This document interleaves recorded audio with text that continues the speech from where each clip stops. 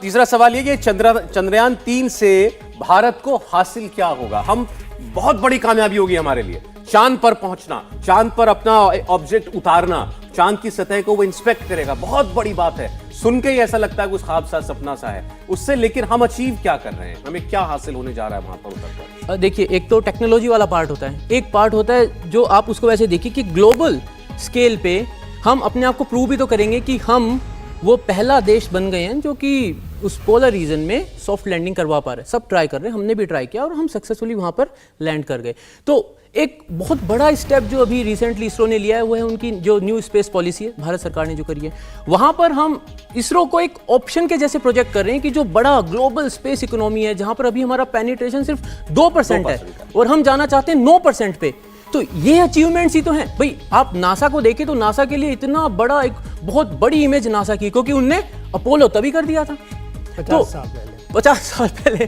तो आप समझिए ना, ये एक वो ना एक ऐसी इमेज बना देगा कि हाँ अब एक ऑप्शन में इसरो भी खड़ा है। और अगर उस चीज को एक और तरीके से देखें ना, तो जो प्राइवेट प्लेयर्स हैं उनको एक ऑप्शन चाहिए, सदा चाहिए एक ऑप्शन, और इसरो एक बेटर ऑप्शन बन जाता है। जैसे अभी कुछ समय पहले की बात है कि हाइपर स्पेस ने एक MOU साइन किया। हाइपर स्पेस जो इंटरनेशनल स्पेस स्टेशन का एक पार्ट मैनेज करते हैं, एक प्राइवेट एंटिटी है, उनने एक MOU साइन किया। वो वांट टू एक्सप्लोर करना चाहते हैं हमारे लॉन्च व्हीकल मार्क 3 को, जो चंद्रयान को लेके उड़ा था हमारा लॉन्च व्हीकल, उसको एक्सप्लोर करना चाहते हैं कि क्या ये उनके आने वाले फ्यूचर मिशंस में काम आ सकता है।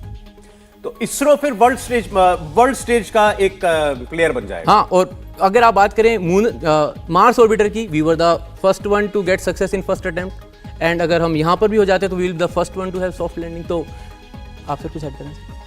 हाँ, मैं इसमें बोलना चाहता हूँ, इसमें जो इम्पोर्टेंस है, ज़रूरत, मैंने बहुत इम्पोर्टेंट बात जो इसमें है, एक तो चांद में जाना, उसका ज़रूरत क्या है।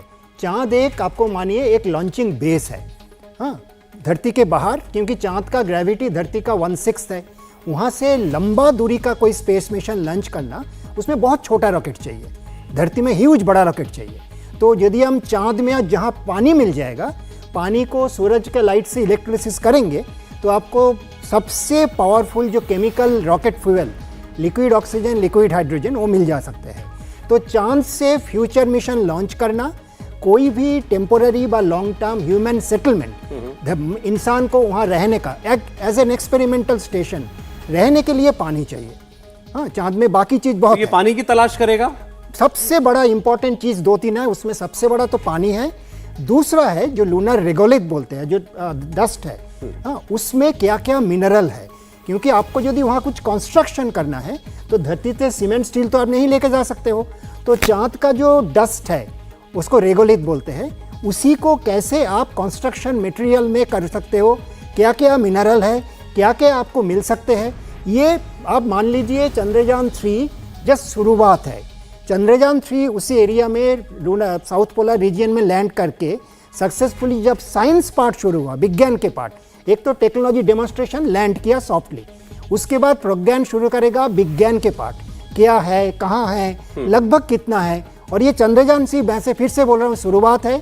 इसके बाद बहुत सारे देश जिनको क्षमता है और साउथ पोलर रीजन में भेजेगा, एक्सटेंसिव। हम उसमें पहले हैं और हाँ, ये काम अभी ये पायोनियर भारत बन जाएगा। अभी चीजें आपने बताई हैं, ये जो शक्तियां जो पहले पहुंच गई, जिन्होंने इंसान भी उतार दिया, सर ने जो वो नहीं पता, उन्होंने नहीं किया, नहीं पता नहीं कर पाए, बात सही नहीं पता। देखिए, जैसे हम है ना वहां पर उतर के ना लूनर क्वेक पढ़ना चाहते हैं। हाँ, अभी इक्वेटोरियल पार्ट में तो नासा ने 1977 तक काफी अपने सिस्मोमीटर्स लगाए हुए थे, लेकिन 1977 के बाद से उनका कोई एक्टिव नहीं है और पोलर रीजन में उनका एक भी नहीं है। तो हम तो पहले हो गए। अब लूनर क्वेक पढ़ना, जो हमको पता होना चाहिए ना कि धरती के नीचे, मतलब चांद की धरती के नीचे क्या हो रहा है। जैसे हमें अर्थ की, मतलब धरती पे, अपनी धरती के अंदर क्या हो रहा है हमें पता होना चाहिए, वैसे वहाँ पे भी तो पता चलना चाहिए। अगर वहाँ पे बेस कैंप बना रहे हैं, हम चाहते हैं वहाँ पे एस्ट्रोनॉट्स जाएंगे, रुकेंगे, वहाँ पे एक बेस कैंप बनेगा।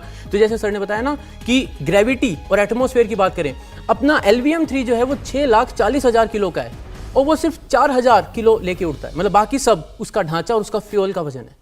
अगर हम इसी को चांद पर ले जाते हैं तो हमारी कैपेबिलिटीज बढ़ जाएगी, क्योंकि ग्रेविटी कम हो जाएगी। इंडिया टीवी हर वक्त हर जगह डाउनलोड करने के लिए सर्च करें India TV news Google play store या ऐप स्टोर पर।